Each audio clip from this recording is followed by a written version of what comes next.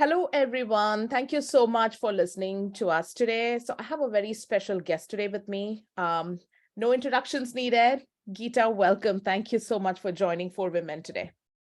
Thank you so much, Amrita. So looking forward to have the conversation with you. Thank you. Thank you. Awesome. So, for all our audience, Geeta is such an accomplished leader in the space of enterprise architecture. So she's been in this field forever, I guess. She's seen like the growth. She's seen a lot of things in enterprise architecture field. So Geeta, for our conversation today, I want to focus on your journey. So what that means is, where did you start and how are you in the state that you're in today in terms of your career accomplishments? And the reason I want to focus on this is there's so many panels you've been in where you've talked about the subject matter of enterprise architecture, what it is, specifics around the technology, the data, lots of subject matter conversation. But today, the thing that I want to do uniquely is to really hear about your journey. So tell us more, tell the audience more on where did it all start and how did you reach where you are today?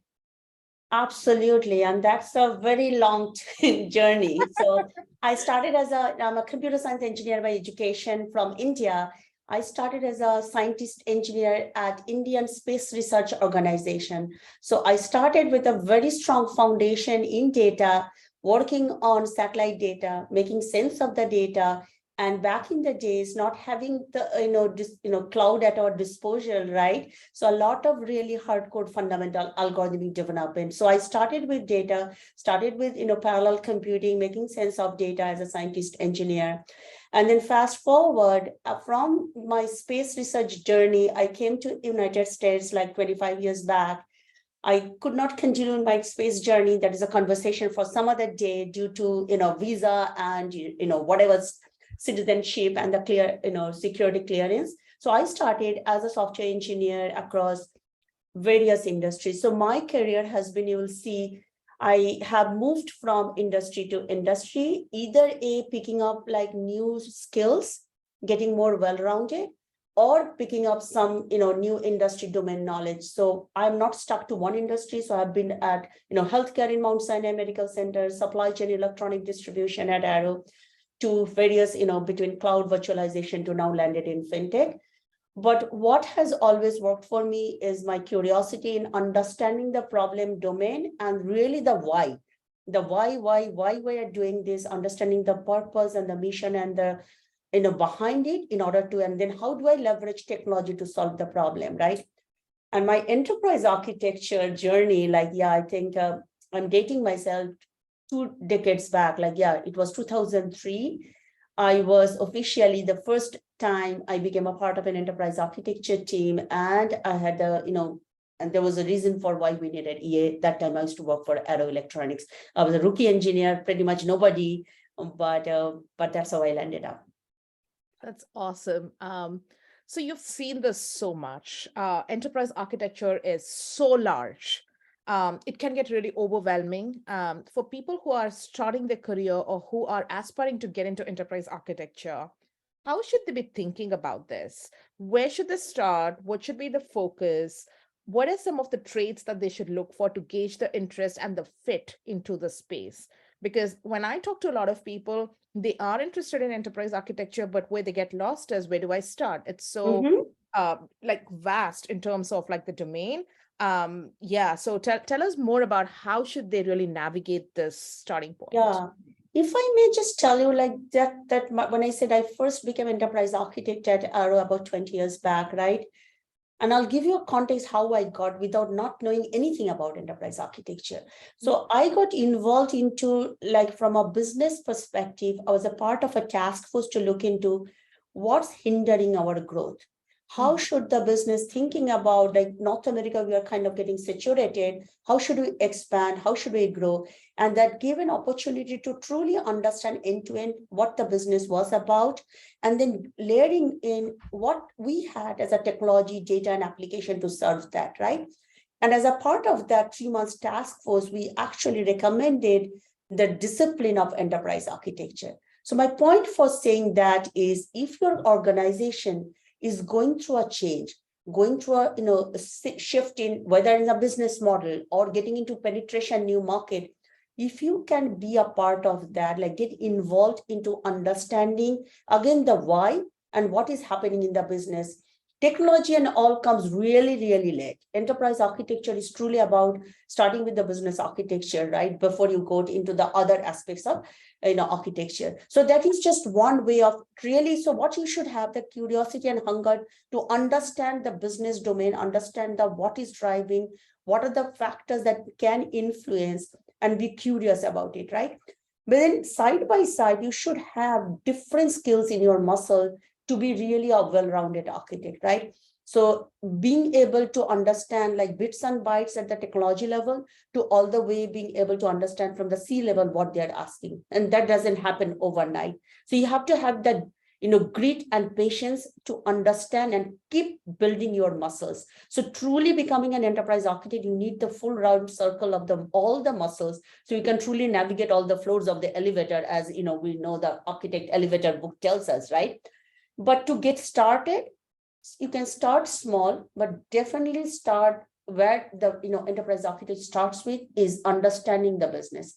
It could be a line of business, it could be like a very small, but truly thinking from that why to that before you can get to how, because enterprise architecture will truly enable you to get strategy to execution understanding, right?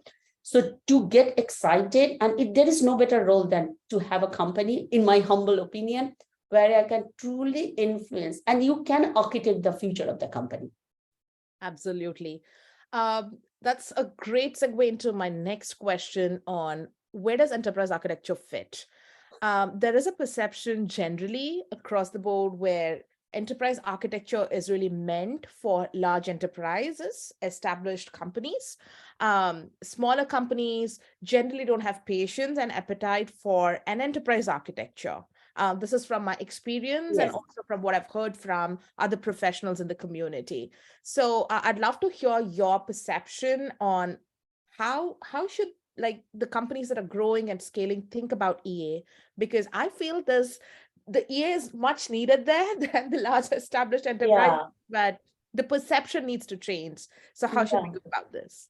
I think there is both perception and reality around this fact, right? I mean, because if we think about the evolution of how enterprise architecture started and how it has evolved, and how along with that, how technology landscape has changed, how the business landscape has changed, right?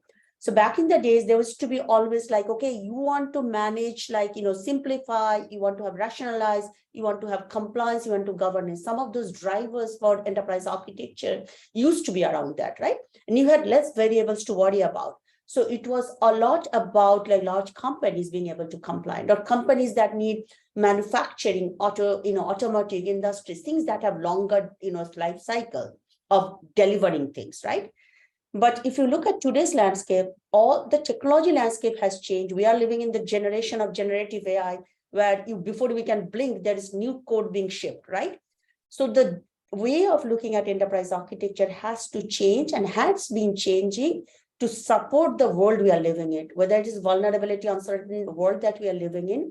Because if we think about, I think if we can articulate this value, the reason smaller companies do not, I don't think we have clearly articulate what, I mean, we have a fiduciary responsibility to explain, and which is why you see me being in the community, right? How should you explain to one, even if you are a startup, it is even more important that you cannot make mistakes that you cannot undo anymore, because your funding things are more constrained, right? So if we can show truly enterprise architecture actually brings agility, it is about really the change. Architecture is about allowing change. We live in the second derivative, even like rate of change. If we can articulate that, how architecture enables you with dealing with change and being able to also navigate almost on a time scale to be able to predict before things happen, I think you will win. So there is a myth, but the myth also is supported because of the reality in the past. Even if I talk to some of the chief architects in companies, they will say, hey, it is more for compliance, governance. No, it is about truly strategy to execution, right? And I think that's why I personally believe it fits in all sizes, but you have to be really good in knowing what it is not. You Mhm. cannot create this, PowerPoint diagrams and visuals like that does not leave before even like, you show it to somebody that has changed. Actually, your world has changed. So you have to have a very data-driven approach, right? So data, I think today, the whole connected data, and I believe it is a knowledge graph that represents the enterprise. So if you can think about in a data-driven way to connect your business strategy to execution, you can truly enable it for all sizes, regardless of your startup or large scale. Yeah, that's a very interesting perspective you bring in, because my next question is around what's the future of EA? EA was traditionally very different, sounded more very structured. There was governance, which is definitely needed, but looks like EA is pivoting to become more data driven and agile in nature to support all sizes and segments of industry. So I want to really hear, I'm Yeah. curious to hear about your perception on how is this trending? Like, what's the future of EA when you compare it to the traditional practice? Absolutely. I think so. Number one, there has never been a better time for enterprise architects to make an impact, especially during the pandemic. I think the pandemic was a kind of a like, everybody says pandemic accelerated digital transformation. How do you become digital? How do you do transformation without having a visibility end to end, what your business and what you are using to run the business, right? To me, that is the linchpin of enterprise architecture, right? So I think the profession of enterprise architecture and enterprise architect as a role, I think has been phenomenal right now. And you'll see many different companies, even actually smaller companies are reaching out for that role. But again, being very pragmatic about it, being able to have that data-driven approach of that brings agility, that allows you to enable change, that allows you to like a strategy is changing. How can you impact the companies and show them what the impact on it? So other thing about architecture is being able to show impact assessment, right? Before you do it, right? If I give an example like generative AI, all of a sudden, why we are in the middle of, FY24 planning, generative AI hit us, everybody, right? So wouldn't it be nice to be able to see the what objectives and goals have to shift? And if you do X, here is the impact on Y without even doing it, right? Which means if you had that capability planning in your architecture function, you can actually drive it. So to me, so EA is changing and you have to adapt with the change, but it is getting more and more relevant. Think about like, what is the, if we think about what is good for the world, how does architecture for good, right? Are you living a greener and more sustainable world? How would you know that if you did not have the instrumentation and visibility of everything that runs and being able to have a lens on what business value does it drive, right? But you have to relate to business value and outcome. And the last thing I would say, focus on operations, because enterprise architect just being on the left field drawing boxes or being just designing, not being in the reality of what you are shipping and how does that actually can be correlated to architecture is very important. So create operations as your mirror of architecture and make sure there is a linkage, whether you run architecture, somebody else runs operations, doesn't matter. You can create the lineage, and that you can only do if you have a data-driven approach. So I think it is very relevant now. It is going to be more relevant as you have to do more with less. I love that answer, Geeta, because it's so relatable. What you're saying, just to summarize what you said, was that make it agile, make it more data driven. Business architecture is really a very core component of it when you talk about capabilities, impact assessment, and then really execute and then show actions through the synergies with the operations team. That's where Absolutely. your strategy comes in, and then you're able to put that to action by that map. Yeah, 100%. I Yeah. mean, do you agree with? 100%. I am so aligned with what you're saying. So, really, really, thank you for that.